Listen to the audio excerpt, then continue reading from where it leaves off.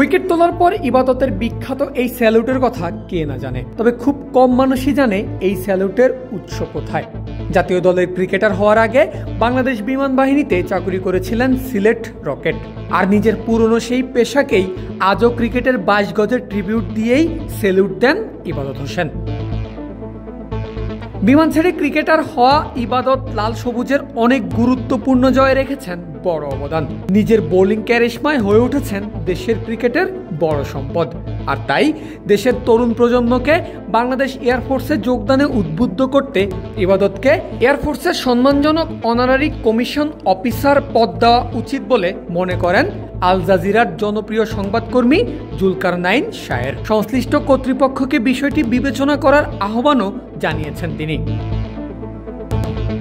রবিবার নিজের ফেসবুক প্রোফাইলে একটি পোস্টের মাধ্যমে এই দাবি জানিয়েছেন জুলকারনাইন, যেখানে তিনি লিখেছেন, 2019 সালে বাংলাদেশ জাতীয় দলের ফাস্ট বোলার হিসাবে ইবাদত হোসেনের অভিষেক হয়, তবে তিনি তখনই বিমান বাহিনীর মিনিস্ট্রি অব ডিফেন্স কনস্টেবলারিতে সাধারণ সদস্য হিসাবে চাকরি করেছিলেন। এক যুগেরও বেশি সময় আগে ইবাদত ওই পদে যোগ দেন। একজন কমিশনপ্রাপ্ত অফিসার হওয়ার জন্য প্রয়োজনীয় শিক্ষাগত যোগ্যতা ইবাদতের নেই, তবে আমাদের দেশের গুরুত্বপূর্ণ একজন খেলোয়াড় হিসাবে সম্মাননা এবং তরুণ প্রজন্মকে বাংলাদেশ এয়ারফোর্সে যোগদান করতে উদ্বুদ্ধ করতে ক্রিকেটার ইবাদতকে এয়ারফোর্সের সম্মানজনক অনারারি কমিশন অফিসার পদ দেওয়ার বিষয়টি সংশ্লিষ্ট কর্তৃপক্ষ বিবেচনা করতে পারেন। নিশ্চিন্তে খান স্বাস্থ্যকর অল টাইম পান, অল টাইম হেলদি লাইফ। ক্রিকেটারদের সশস্ত্র বাহিনীতে সম্মানজনক পদবি দেওয়াটা একেবারেই নতুন কিছু না। পাশের দেশ ভারতে মহেন্দ্র সিং ধোনি, সচিন টেন্ডুলকার, কপিল দেবরা পেয়েছেন বিমান বাহিনী, সেনাবাহিনীর বিভিন্ন পদ। পাকিস্তানে ফাখর জামানকে সম্মানজনক লেফটেন্যান্ট পদ দিয়েছে পাকিস্তান নেভি।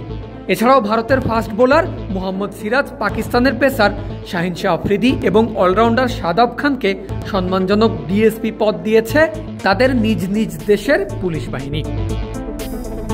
প্রতিবেশী দেশের মতো বাংলাদেশেও ক্রিকেটারদের সম্মান জানানোর এমন সংস্কৃতি চালু করা জরুরি বলে মনে করেন জুলকারনাইন। এতে করে তরুণরা একই সাথে ক্রিকেট এবং সামরিক বাহিনীর প্রতি আগ্রহী হবে বলে মনে করেন এই সংবাদকর্মী।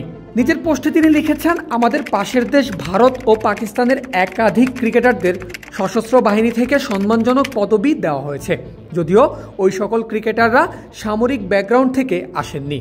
এরপরেও দেশের ক্রিকেটের গুরুত্বপূর্ণ অবদানের জন্য এবং পরোক্ষভাবে সামরিক বাহিনীতে যোগদানে মোটিভেট করতে 2010 সালে ইন্ডিয়ান এয়ারফোর্স সচিন টেন্ডুলকারকে গ্রুপ ক্যাপ্টেন পদবি দিয়েছে।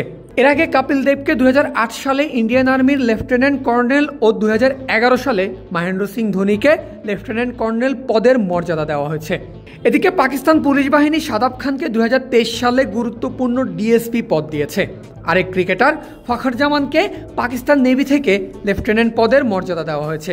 দেশের খেলাধুলায় অবদানের জন্য এবং তরুণদের একই সাথে ক্রিকেট এবং সামরিক বাহিনীর প্রতি আগ্রহী করতে ইবাদতের মতো ক্রিকেটারদের সম্মান জানানো জরুরি। পারভেজ আল হাসান, ক্রিক ফ্রেন্জি।